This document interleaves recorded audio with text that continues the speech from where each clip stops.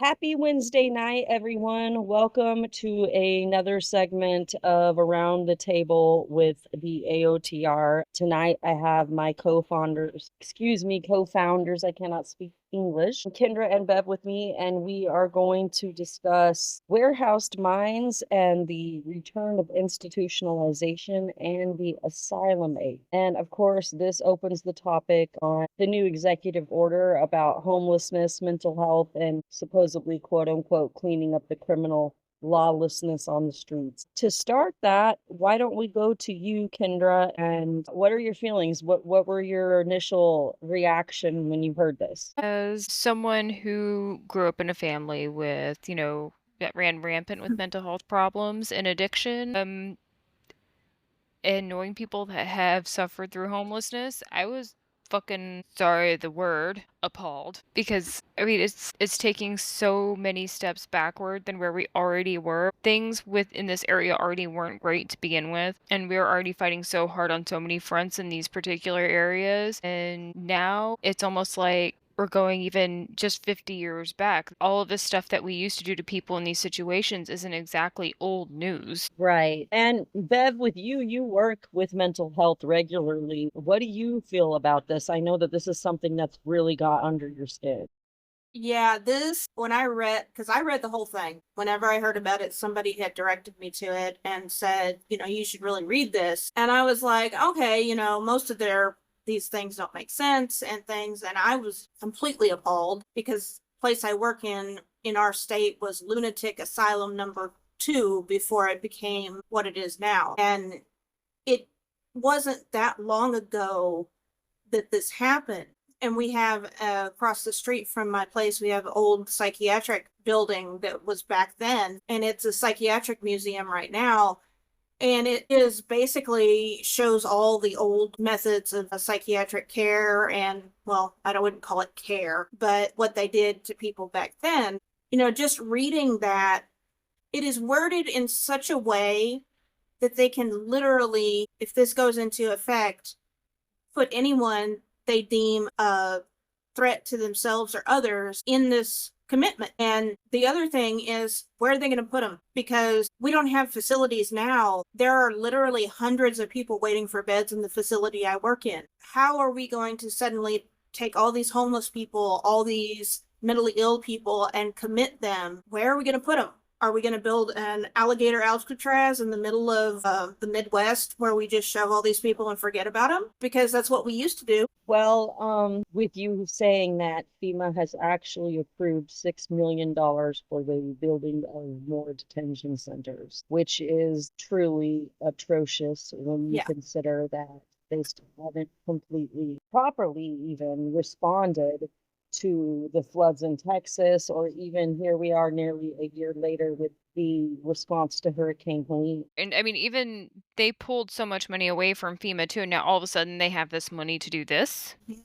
And what is that? What kind of emergency management is that? Because this is a created emergency. We not to diminish the fact that we don't have an epidemic of homelessness in association with mental health, and that is a very valid true fact. A lot of people who are homeless do suffer from mental health. This is actually a pipeline that a lot of social workers and therapists talk about, and how it's really almost impossible to be dealing with people that are dealing with a level of trauma and how hard it is just to survive, and how that grates on your mental health. Even if you didn't have a pre-existing mental health condition when you became homeless, you will develop mental anguish over being homeless. It's just the natural procession of things. It's a cycle of trauma. People are traumatized by their living conditions. Most homeless people have undergone attacks, assaults, sexual assaults, all sorts of things from people. And that's what we know of. Who knows, there have been incidents where people have targeted homeless people and done awful things to them just Oh because they're yeah. homeless. Oh yeah, there are many true crime cases where this has happened. A lot of, you're missing people that you never hear of. Again, the homeless population is one of the most vulnerable, and it is one of the most, like, if you've ever been there, and I have been there, it do or die every day. And there's so many different things that you take for granted that you don't realize you have to think about when you're living on the street, whether that is technically truly on the street, in a tent, or in a car, because the variables change depending on how you are homeless as well. So there's so many different levels. Plus, there's the threat of law enforcement abuse and having your things stolen and just thrown away by the city governments. It's just all these different things. And if anything gets taken while you're out trying to do things to push your life better, like say that you are camping out somewhere and you are going to your therapist, you're going to, social programs, you're involved in trying to do self-sufficiency, you're doing everything to try to go to job interviews. Maybe you're even in college and you're going to the library and doing your homework online. I've been there. I did that. Graduated in a parking lot with my master's degree. So I speak from experience on not just having been there, but what I've seen while I was there. And one of the biggest things that therapists will tell you is that when they have cases of these different people and they have this workload, they have people that are chronically homeless that no matter how much intervention they do, no matter how much advocacy they do, no matter how much awareness they do, these people are constantly stuck in this cycle, and you cannot heal when you are still stuck in the cycle. So what happens to those people when we have an executive order like this that's telling them that they want to clean up criminal lawlessness, when a lot of these people aren't criminal or lawless at all? The society that we live in has forced them to do or die. The only, and this is like way removed from the actual executive order, the only thing that I actually agree with out of this whole situation is that these people need mental health help. And that's the only thing, that's the thing that I agree with, that yes, we need to have more facilities. We need to have facilities to help these people. We need to have homeless shelters, and we need to have homeless shelters that provide all the different things that these people need. Interventions so they service. can get out and they can get a job. That's not this. This is just throwing them someplace to get rid of them so they're not on the street lawless. It's just basically, I mean, it's the asylums all over again. And the intention is not to help the people. It is. Well, if we go back and we actually break this down, like, it's interesting because the next subject I'm doing on a different podcast is actually on Waverly Hills Sanatorium. And a lot of people are going to associate that more with like the supernatural and the paranormal ghost hunting community. But let's get back to the reasons why that even is. This was a facility that was open in the 1900s, and it was supposed to be to put people away who were suffering from the plague, but it was expanded, and the way that the people were treated and just the fact that it still stands is a testament to the way that we used to handle people of all different types of diverse aspects and scenarios, clear up until, in my state, 1995. We still do have we have an Oregon mental health hospital that's not far from me and everything, but it's very underutilized. It's got, people have said, like, they spent so much money opening it like 10 years ago and it's been barely used, but they spent tons of money in saying that they were going to build it in order to get our homeless population off the streets so that they could start to recover in the way that you were talking about. And I totally agree that it's necessary, but when they spend all this money to build the facilities and then they're not even being utilized properly, that brings into question all these different why or what's going on here, and also looking at it by case individual, because while some people, yes, probably do need to live in the mental health hospital and have their apartment and constant care depending on their level of need, not everyone that's out there with a mental health problem or who's homeless is, that far along in needing assistance and aid. Some people are actually very self-sufficient, and they would be better off if they were allowed to have more autonomy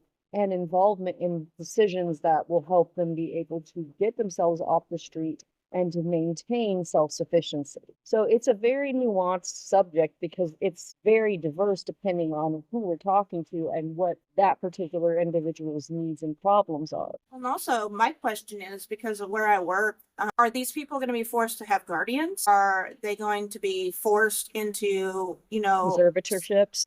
conservatorships, for guardianships. It wouldn't surprise me. Yeah, because at a certain degree in mental health, the state you live in can force you to take a guardian, and it's usually a public administrator. And I mean, if you're lucky, you can get family to do it, but that's usually not the way it goes. It's usually a public administrator. And I have seen some really good ones, and I have seen some really crappy ones. And, you know, that's like this person that basically controls your life, and you see them maybe once a year. They don't even know more than what's on paper about you. These people, the mental health system is overtaxed as it is, and we're not even addressing everybody. So where are they going to get proper people to work for this? Where are they going to get nurses? Where are they going to get mental health therapists? My thinking is they're not. They're not going to do it properly. They're just going to staff it with guards, and that's it. I mean, we're already pretty much strapped when it comes to a lot of medical professionals anyway. I mean, there's layoffs, there's apparently a shortage of folks in these industries, and so we don't have the manpower even to treat everybody the way that they need to be treated as is. You do something like this without proper staffing, it's just going to basically turn into another prison. It's just going to be for the mentally ill and the homeless. And the other thing is that I think that this is something really important to point out. So let's not forget about this. There's a couple of different things that could also happen with regard to this, depending on your mental health problem, even if you are housed. So see, this executive order opens a lot of doors that are very scary. And why I say that is because not only can they, for whatever reason that this administration may deem you to be incompetent, they could come in and have the state take away your autonomy rights and have you committed, and then be given one of these administrators and have you put away for something as simple as dissidence. Right. You could get stopped by a park for a traffic violation, and the person stopping you decides, oh, well, you're mentally ill, you're going to be committed. Yeah, and if there's nothing you can do.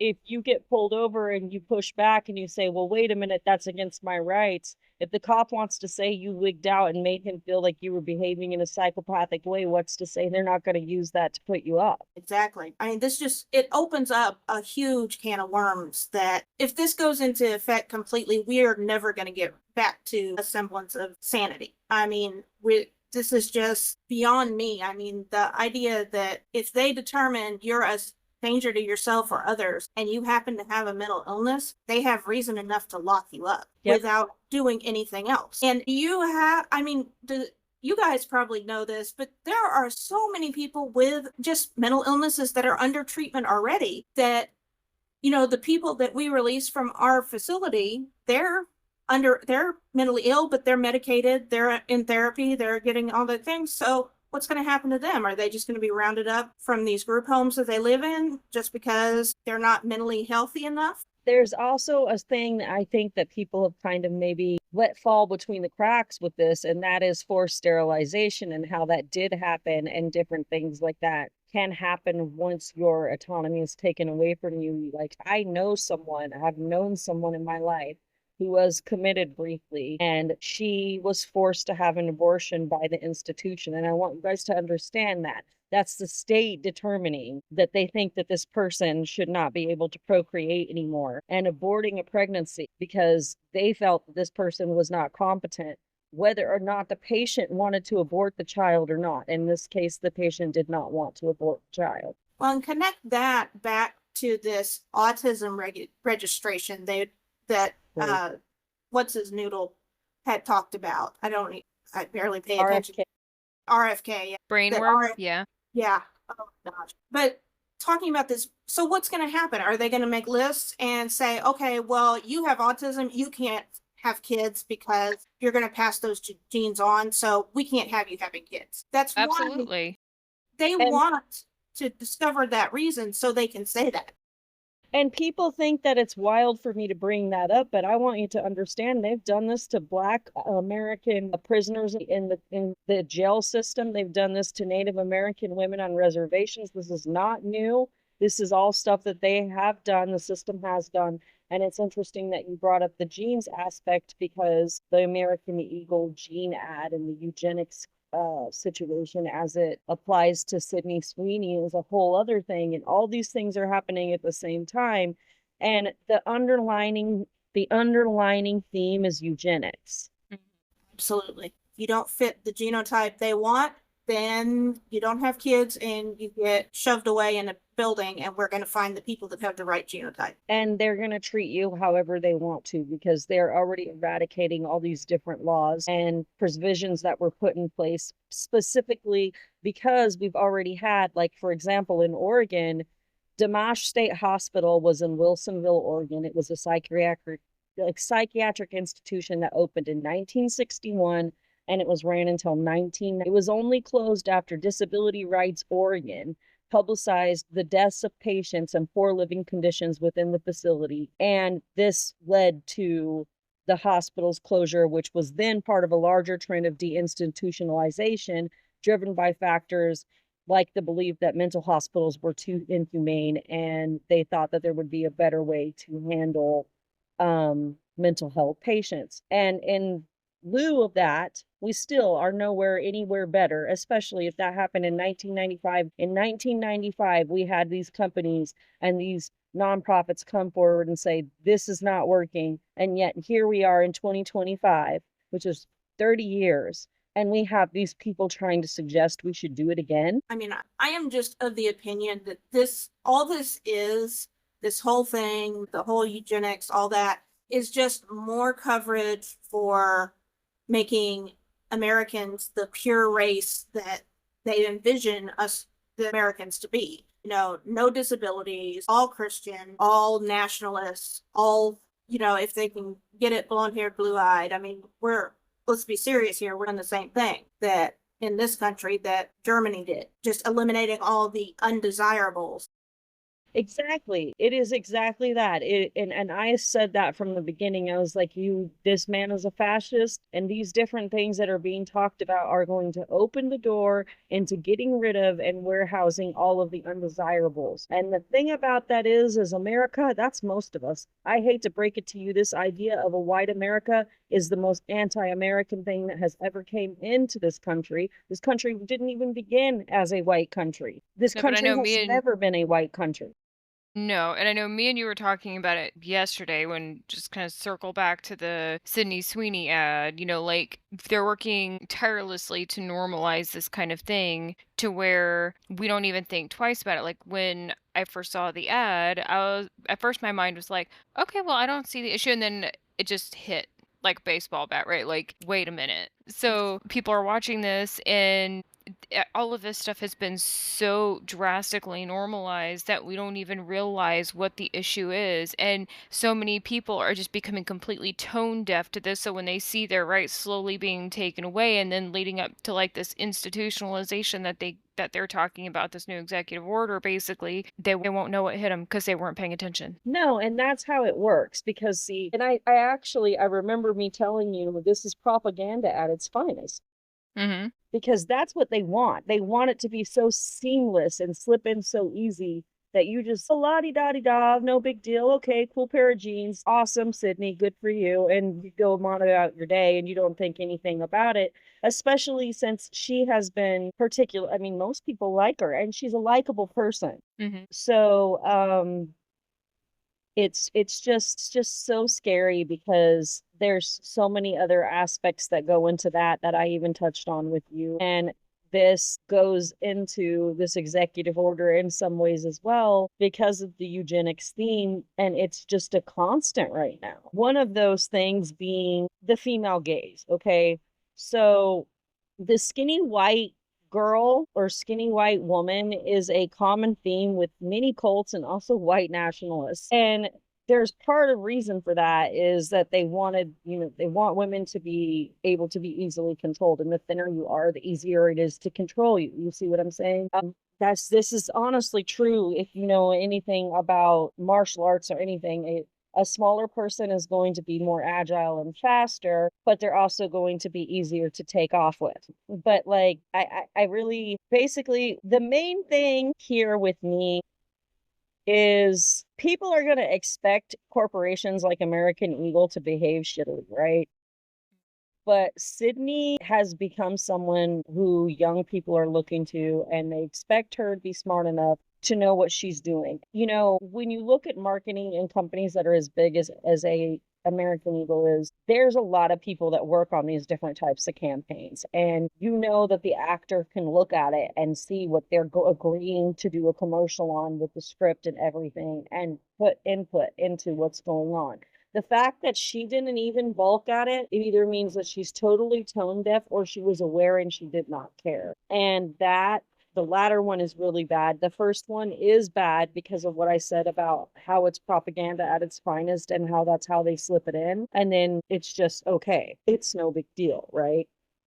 And it's not just the eugenics slant, though. I want to bring it up another thing here. It's also the sexualization of her body in reference to women's genes and the value and how that correlates to domestic violence and, the trad wife movement, kind of. And those types of men that want a subservient, submissive wife who looks like Caroline Levitt and Sydney Sweeney and acts like June Cleaver,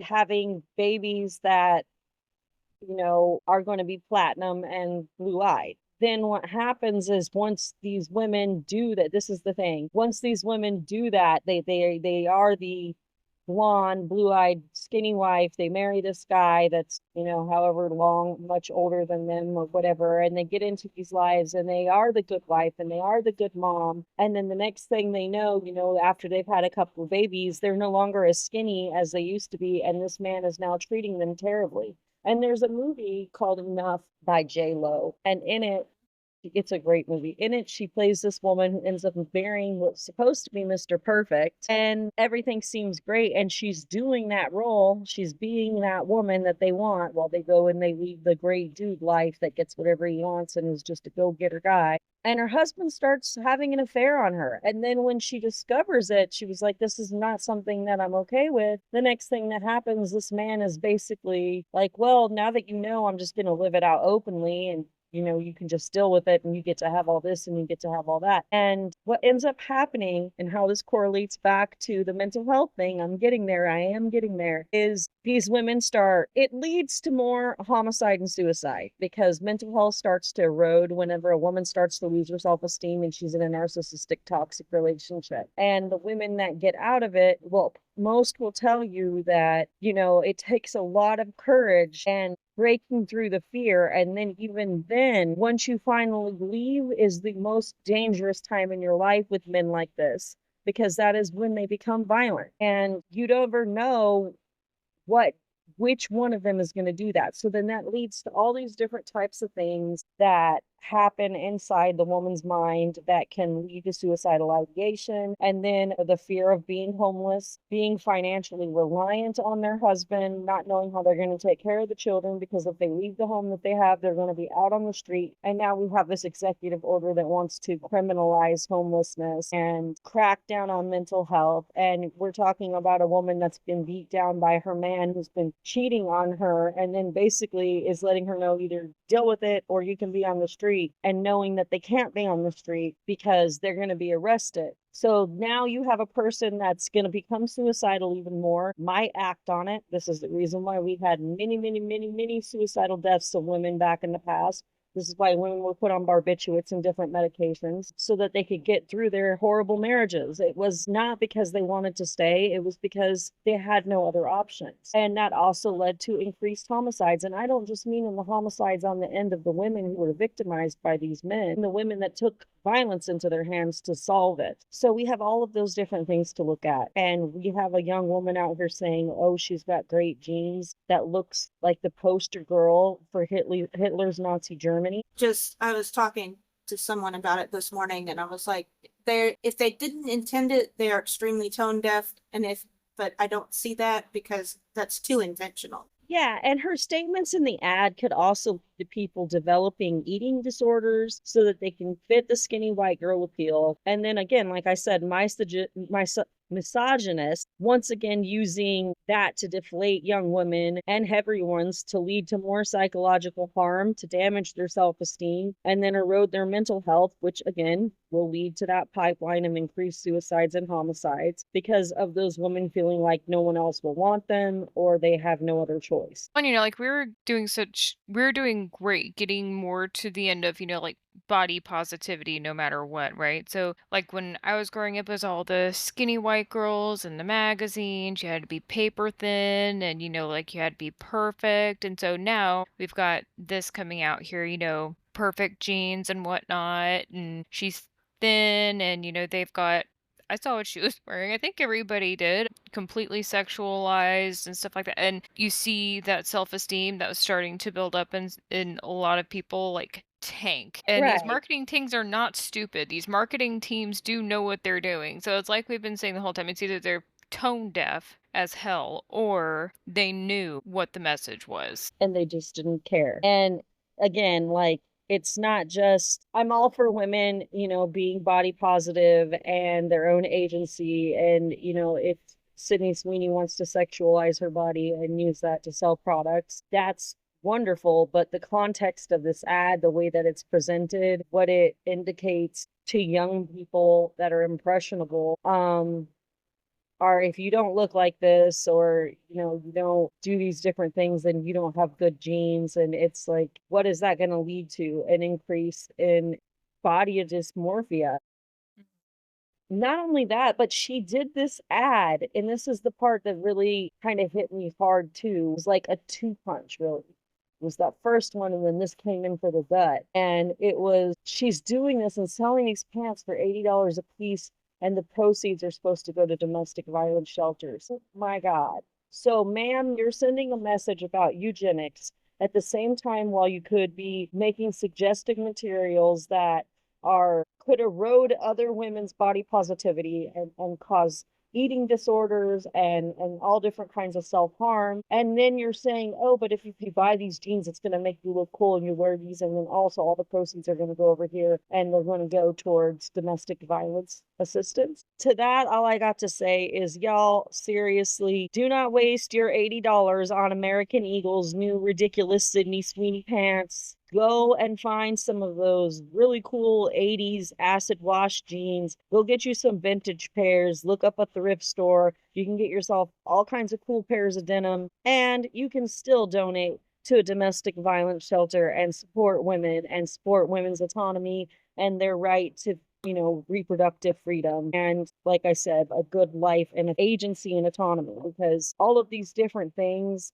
that are being done with this executive order are going to displace countless amounts of people and cause, I truly believe, a resurgence in mental health decline in women. That's just what I feel as a person that's been in these things. Of course, I can't give any kind of diagnostic opinion because I'm not in that field. But how about you? What are your projections or thoughts about this as we move forward, Bev? I mean, you're pretty much spot on. I mean, I can see an increase in the prevalence of depression, anxiety, just the situational depression where, and of course, then you're going to have more people on medications. Right now, barbiturates and things like Xanax are very regulated. With the way things are going, are they going to dysregulate it? So they can feed those out to women again so they stay submissive and at home.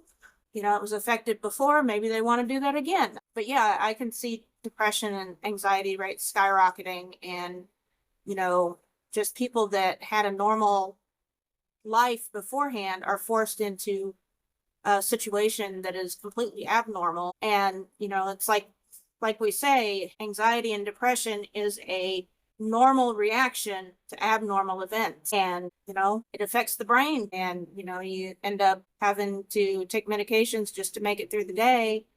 And if it's because of the environment, that's nobody should be forced to take medications just because the environment is so crappy around them.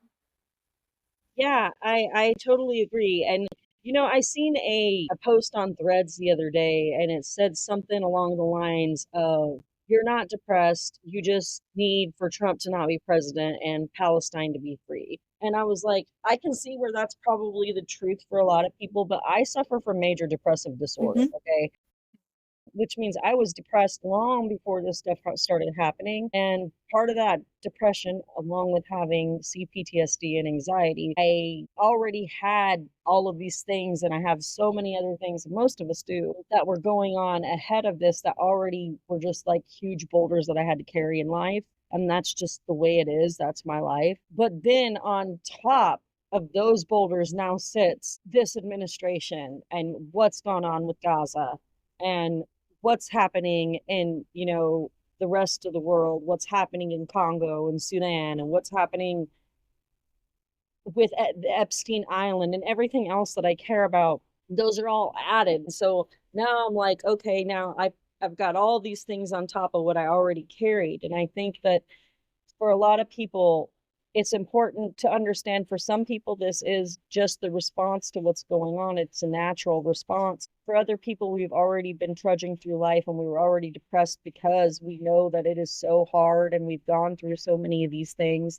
that we've talked about today. But I know that even with that being said, yes, Gaza being free and this bullshit over there ending immediately and people being made to pay for their war crimes absolutely needs to happen. And this administration needs to be undone because we have been downgraded as a country by other nations that have now come out and said that we are not as free as we presumed ourselves to be, which I always knew that, but we've been downgraded as a free nation. We are in a fascist country. What happened with this executive order and the precedent it's setting is just going in line with a pattern of behavior that is nothing short of tyranny. All of this just exacerbates what everybody is going through already. I mean, things weren't great before this, and because there was a lot of things that were going wrong even before this whole thing with Trump. But this has just exacerbated it and made it so much worse for so many people.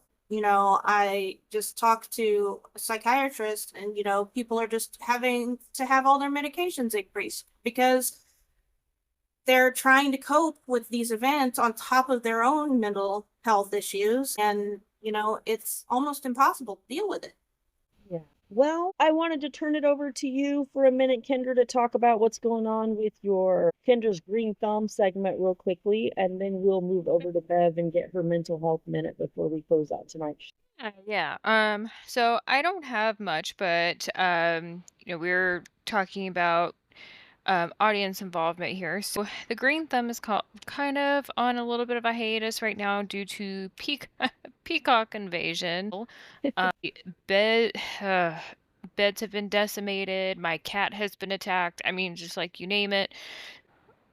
Right now, my big question to anybody who has any ideas, period, is going to be how the hell do we keep them out? And how do we keep them away? Because at this point, we're at the end of our rope here because we thought the cat was safe where he is, but apparently he is not. They can get to where he is, and they really do not seem to like him very much. And then two, I wanted to talk a lot about, the green thumb, the garden, and sustainability. So if anybody has any ideas of anything they'd like me to delve into as far as sustainability, I'd like that feedback too. So then we can kind of branch out some and, learn some stuff together. Yeah, okay, so anybody out there in the audience, if you have any tips that could help Kendra with her peacock problem, like before we started the show, I told her she needs possibly some kind of animal sound deterrent that will work like the baby shark sound. Oh my gosh, we have so much baby shark going on in my house right now because of my son. I don't know how much more I can take, but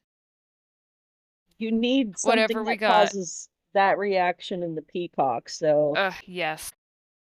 okay, so yeah, audience, comment, let us know, reach out, give Kendra some advice. Let's see if we can help her with this peacock problem before her cat gets attacked in his sweet spot again. Yeah, we walked out onto the porch one morning and there's fur everywhere, and then the next time we saw him we were like, "Oh my god, you look like something has just like literally just came and just ripped you apart. Cat, what is going on?" And then it's the only conclusion that we could think of because it looked like he had been pecked. Like it's awful. Well, I hope that the cat's okay now.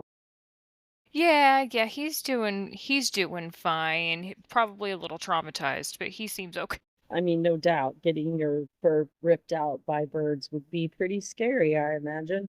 Yeah, these things are not small either. These are huge. Like a velociraptor. Yeah, and they've got some big talons on them. Those are big suckers. So like this, I can't imagine, but he's doing okay. Well, I'm glad to hear that. Yeah. All right, then, Bev, what do you got for our mental health minute tonight?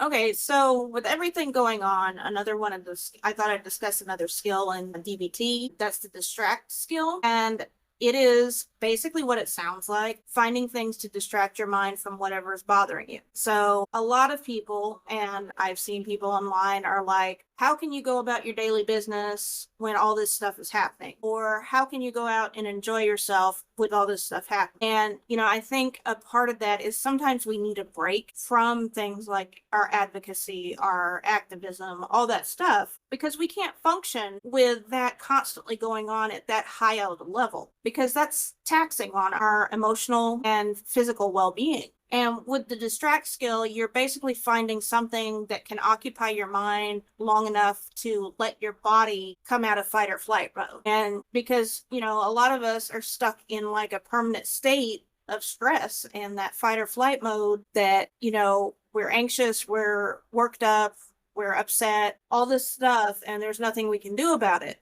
And I think the idea that you can't enjoy your life in this situation makes it so that they win, basically, because whenever you stop living your life, you're giving them what they want. And if we all know anything about bullies, the quickest way to get a bully to leave you alone is to not give them what they want. And, because, they may want a reaction or they may want something out of you, but the minute you stop reacting, you're not any fun anymore. And I think with these maggots, we're talking about those dog whistles, those sea lioning tactics, all those things that they do to us in conversations and stuff, and the please educate me, and you're just like, no, because that's not my job, and things like that. We are so stressed by that just on a daily basis. You can't go on Facebook and have any distraction because there's all of this stuff all the time. And even on the most benign posts, you see all these laugh reacts and stuff like that just because it referenced